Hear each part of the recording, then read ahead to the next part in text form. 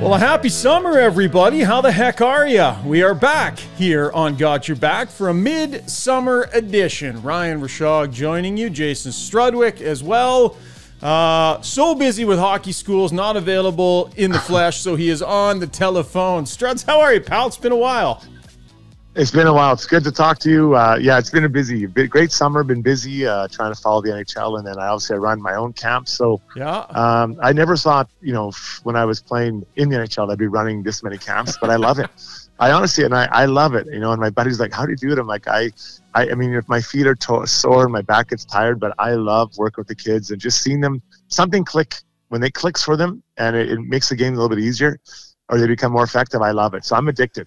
That's awesome, man. I know I see it's all over. You're on Twitter, you're on Facebook with it. You spend lots of time out there in those. You got the full jeans going under the track pants today? I'm running just one. So I put shorts underneath, but I do. I don't know why that's such a big deal. Like if it's one session, put jeans on. Yeah, we're having a hard time. The rest of the world is having a hard time with that, Struddy. We'll save that chirping for another day, though. A reminder, folks, that Got Your Back is presented by DLR Vinyl Products. Nobody puts in wood windows or siding on their house anymore. So why would you put in a wood fence or a wood deck? We ask you that. Call my brothers Rick and Rob. Rob runs the branch down in Calgary. Rick runs the branch here in Edmonton. And they're going to set you up with some fantastic maintenance-free vinyl decking and fencing. I have it in my backyard. I've been loving it this summer. I know I don't have to stain next year, Struddy, or the year after that. I don't have to paint anytime soon. It's you put it in, you leave it, and it's for life. And I know the Strudwick family's even looking into it a little bit, I hear.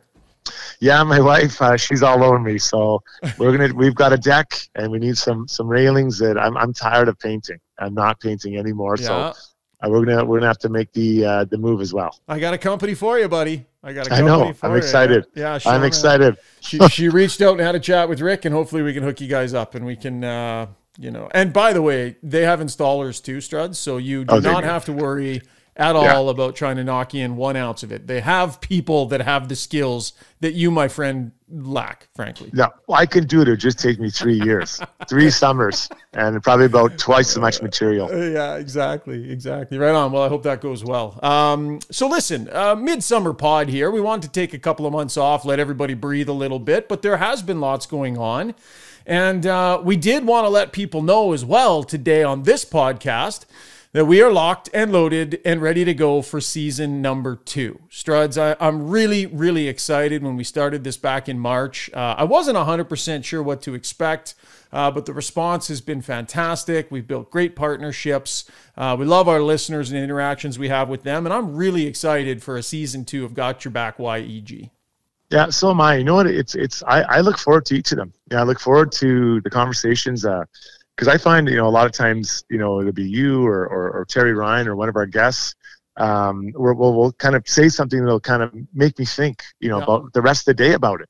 And I think that's what it's all about, because we tend to get a little bit in our own little bubbles and thoughts. So I always like the way it kind of spurs me to think about something in a new way. And that's what I think I really appreciate about the pod. Yeah, it's going to be a good year. Like there's lots to talk about. I think we have, just messing with the exposure on my camera here, so people who are watching the video will be laughing. It's all over. I just turned myself like super overexposed. We got lots to talk about this upcoming season, and we're going to dive into it kind of as season 2 begins. But we haven't really had a talk since all the action happened down in Calgary. And when you look at what the Oilers did here in free agency, buddy, I don't know. It feels to me like this year's edition of the Battle of Alberta, unfortunately, it's only happening a few times during the regular season, but this is the year of the Battle of Alberta. These two teams set up to play each other in a different way than they have in previous years. Well, what a crazy offseason for the Flames. That talk about the lows and then the highs. You got to give credit to their management group led by Tree Living. Johnny Gaudreau leaves, and then obviously you've got the situation with Matthew Tkachuk, basically, getting a trade out of Florida or out of Edmonton or Calgary to Florida. Yeah. When I look at Tkachuk, I think that the battle will miss him. I think that he brings an element of unpredictability. And he was something I think that was an important element.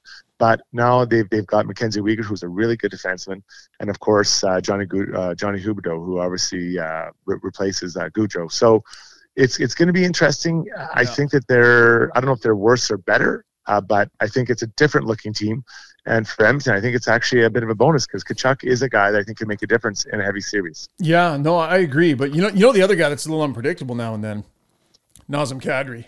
Good point. Yeah, I mean, and he's different than Tkachuk. Like, he's different. Kadri plays the game hard though, and he's stiff. But he adds an element to the Battle of Alberta that I think is going to be fun. He knows how to be a pest. He's a Stanley Cup champion. He showed something special in these playoffs and his ability to come back and contribute and find big moments despite being significantly injured. What a turnaround it's been for Kadri when you think about the way he is perceived as a playoff performer. Think about the narrative before in Toronto and what happened, why he was moved, all of those things that hung over that player. Look at what he did, and he's a Stanley Cup champion, and he did it in a way, Struddy, that just answers all of those questions about him. He is now standing firmly in the number 2 center spot down Highway 2 that the Oilers are going to have to deal with. Well, let's just call it as it is. The Leafs made a mistake when they traded him, and I think that's and Leafs fans aren't going to want to hear that. They need a guy like Nazem Kadri. He wasn't there. He was winning Stanley Cups in Colorado instead of Toronto. But, specifically as it relates to the Oilers and the Flames, the depth that the Calgary Flames have at center now is really good. Really good. Lindholm, Kadri, Backlund. It gives so many options to Sutter about who do you play against who. All three of those guys can and will be playing against, whether it's McDavid or Leon. Then if whoever's your third liner, is it McDavid or is it McLeod or is it Nugent Hopkins, depending on the way things are going. But that is a really good job lining those three guys up. And then keep in mind, Tanev either wasn't playing or played with one arm in the playoffs. They get him back. Mackenzie Weegar, who's a really good defenseman, he's now in that group. Do they maybe move out of Shillington's still developing too, right? Like, he took a big step last year. 100%. So, I mean, it's a good thing. Like, I think, what is this saying? Steel sharpens steel. And I think for the Oilers, it's a really good matchup. But for Oilers fans thinking that, Calgary's taken a major step backwards, I think they've gotten deeper down the middle. And again, Tanev was not in that playoff series, or when he was useless. Yeah. So, and again, Weegar, that's two good defensemen they've got in there. So I'm really looking forward to see what they do. Jacob Markstrom was interviewed the other day, and he said he thinks they're better than they were last year. And I don't know if they'll score as many goals as easily, but I think that they'll be a really tough matchup team. And I can't wait to see them play the Oilers and for the Oilers to play the Flames. Yeah, I think Jonathan Huberdeau playing in a Canadian city is going to be awesome because I think he's tucked away a little bit in Florida. Sure. Barkov has kind of been one of the marquee names there for a little while. That team hasn't really punched through the way that they would have liked. But I think it's going to be really fun to watch Jonathan Huberdeau play a little bit more often in person out here. And I think Canadian hockey fans that pay attention to these matchups are really going to get an appreciation for Jonathan Huberdeau. If you haven't had a chance to see him play consistently, he's just I'm not sure what the right word is. I've used elegant to describe Nugent Hopkins at times in his style of play. Huberdeau, maybe a little bit similar, but the high-end offense that he can produce is really something else. So the Battle of Alberta with him at the helm, and Nazem Kadri, McDavid, Draisaitl, Kane, man, it's going to be lots of fun. Speaking of Kane, every time I turn on the radio, I hear you talking about Patrick Kane. And I know you've got time to fill on the radio in the summer. Yeah. And I know fans are clamoring for this and about this. What's your sense of it and the temperature of it for you? For me, I think it is extremely unlikely. I'm not going to say it's not going to happen, but I think it's really, really unlikely to happen. And but I know it's something Oilers fans have been talking about a lot. Well, I'm not sure who started this rumor, and I'd love to get to the bottom because it is something. Probably Stoff. Let's just blame it on Stoff. Right, Why sure. not? Well, when I love you, Stoff. I'm kidding. When I get to our inbox, I look at it like it's all the time about Patrick Kane, Patrick Kane. That and that I don't like plain banana bread. So those are two things that fill up the time the box. But when I look at I'd love to see Evander Kane on this team, but I believe he's a luxury the Oilers don't need.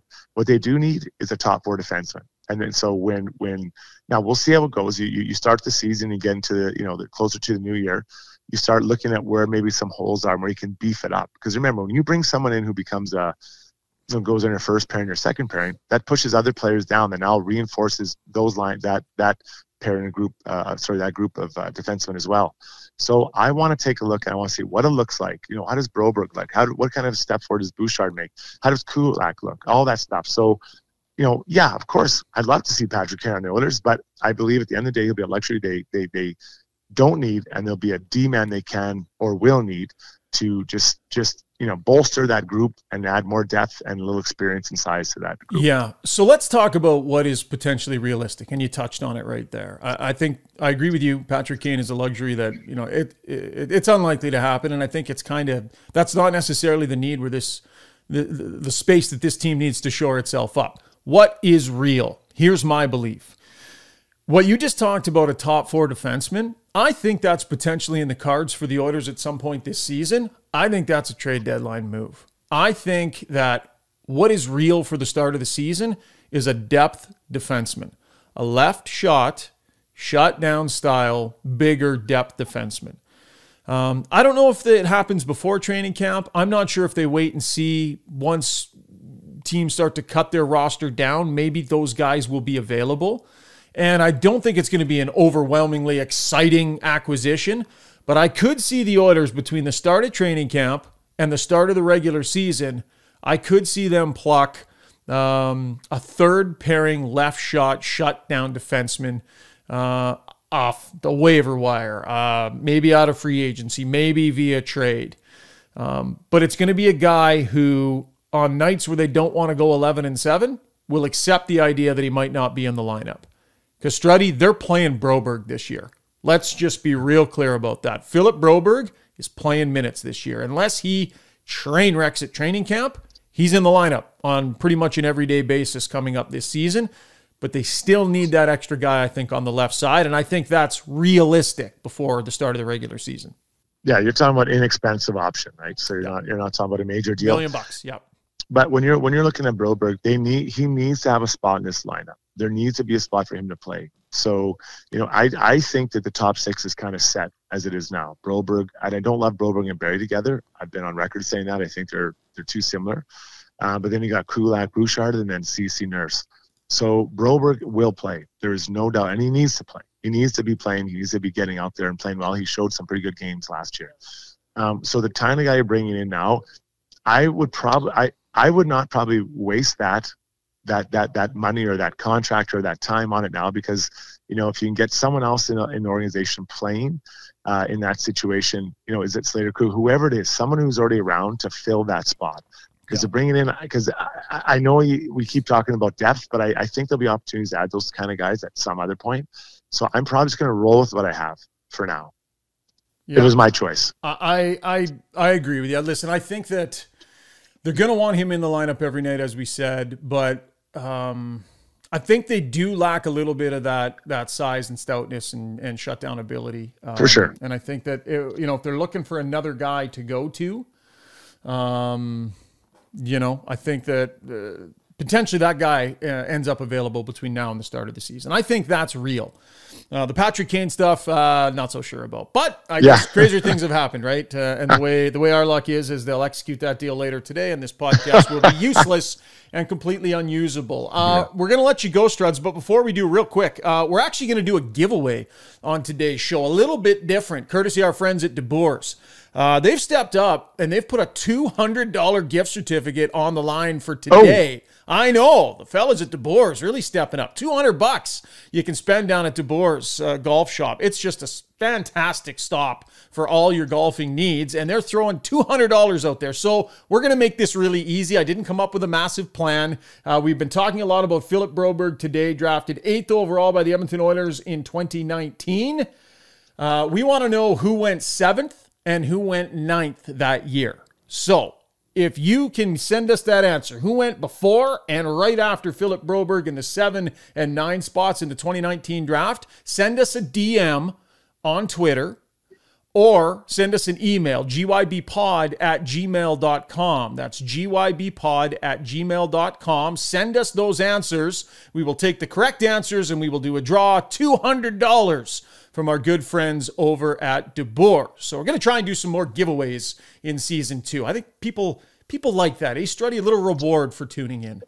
Everybody loves free stuff, and golfing is going to be great. I think we're going to have a deep run here in the fall for golf times. Yes, I'm looking forward to it. Okay, you, my friend, need to go get on the ice with the little ones and shape the hearts and minds of future NHL stars. So we're going to let you go, but we'll check in probably once before training camp, Struddy. But thanks for doing this, buddy, and look forward to season 2 of Got Yer Back. I can't wait, buddy. I'll be ready. All right, take care. Have a great one, Struddy. You too. All right, plenty more to come here on the podcast. Duncan Keith, newly retired, is going to take some time. We'll check in with him from his home in Penticton this summer, where he is processing the idea that he doesn't have to train for any training camps. He can actually just kind of do whatever he wants. How does that suit Duncan Keith? We will have a chat with him coming up next, and also we'll grab a Got Your Back story from him. You're listening to Got Your Back, YEG, courtesy DLR Vinyl Products.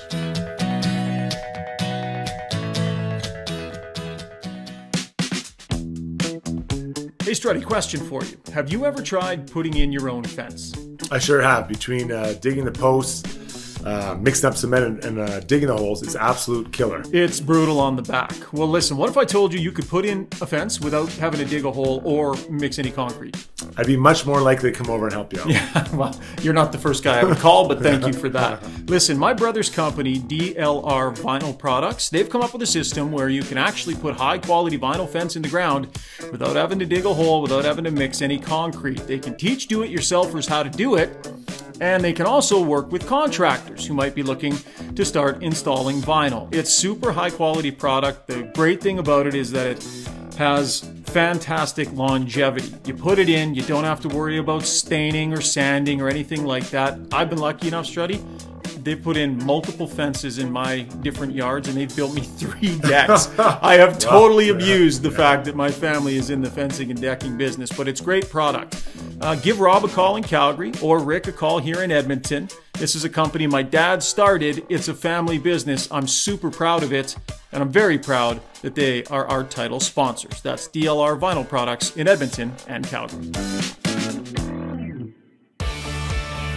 Average Joe's Sports Bar in Sherwood Park has proudly served the community and supported minor sports in the area for almost 20 years. It's a great gathering place for sports fans. Average Joe's has massive big screen TVs, comfortable seating, and a friendly staff waiting to make your experience anything but average. Come check it out on Baseline Road, right next to Home Depot, or make a reservation by calling 780-417-1113. That's Average Joe's on Baseline Road in Sherwood Park.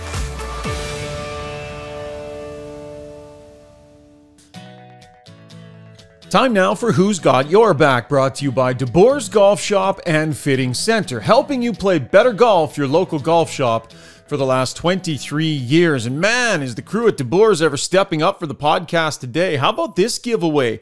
A $200 gift certificate to DeBoers. You can get whatever your game needs. Some equipment, some balls, new bag, some apparel. That golf shop has absolutely everything you need. And they're going to put a $200 gift certificate in your hands if you can get this trivia question right and your name is picked out of the draw. That's the way it's going to work. I'm going to ask you a trivia question here and send your answers to us. You can DM us on our Got Your Back Twitter feed, or you can send us an email to gybpod@gmail.com. So Struds and I were talking a lot about Philip Broberg in that last segment. He was drafted 8th overall in 2019. The question we have for you, it's an easy one. You can do it on your phone right now.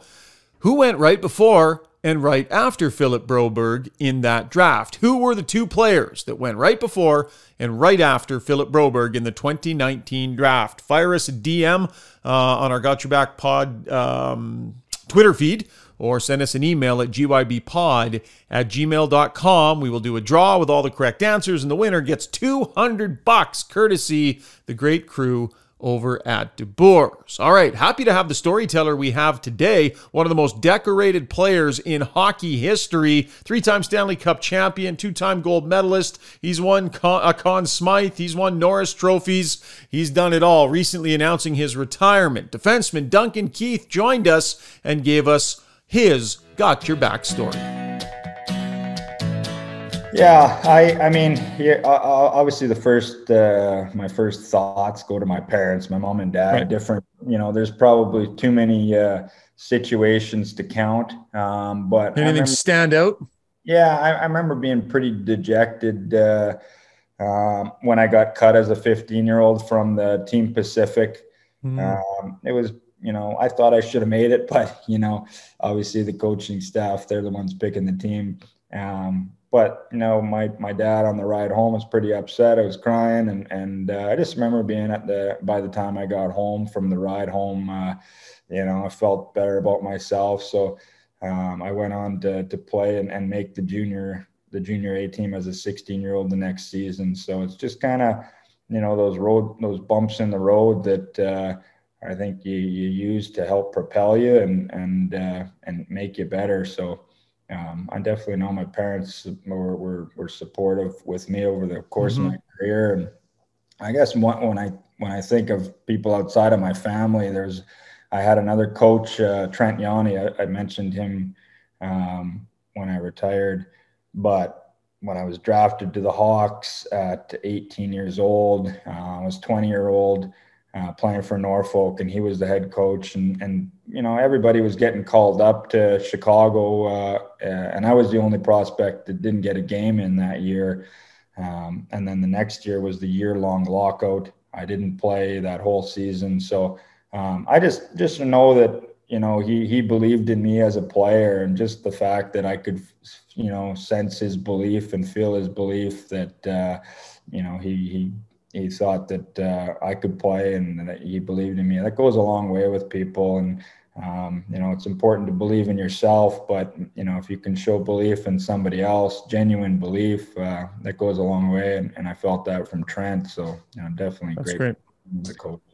Good stuff. Appreciate those stories, Dunk. Thanks, man. Yeah. Thanks, Ryan. Thanks for having me. Yeah, this was awesome. It was great to catch up. Enjoy your time with your son. It's well earned. You get to be a dad first and foremost now that you're in retirement. So enjoy that. And I don't know, maybe we'll see you around Edmonton a little bit. You planning to keep your hands in the game at all, or what? Any interest in staying involved?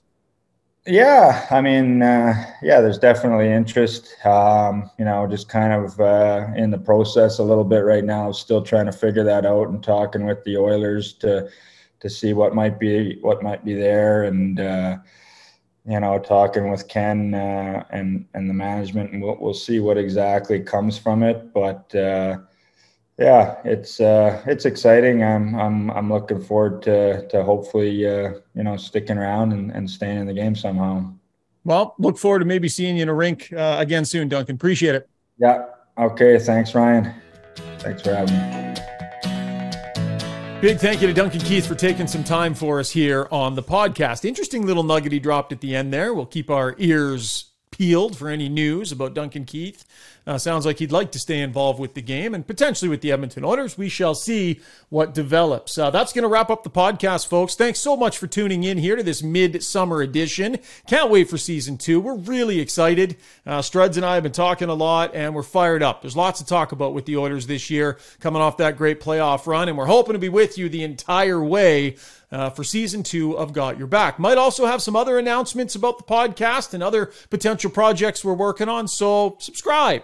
Give us a follow on Twitter. Be part of it, because I think we got some fun stuff that's expected to go here in the coming year. Thanks to DeBoers, DLR Vinyl, and Average Joe's, all of our sponsors here on the podcast, and more exciting announcements in the weeks to come on that front as well. And a reminder, the trivia question: who went 7th and 9th overall before and after Philip Broberg in the 2019 draft? Send us your answer, gyybpod@gmail.com, or send us a direct message on our Twitter feed. Correct answers go into a draw, $200 from our friends at DeBoers. That's a great easy gift. That's an easy question. So send us your answers, and we will do that draw in the days to come, and we'll get a hold of you on Twitter.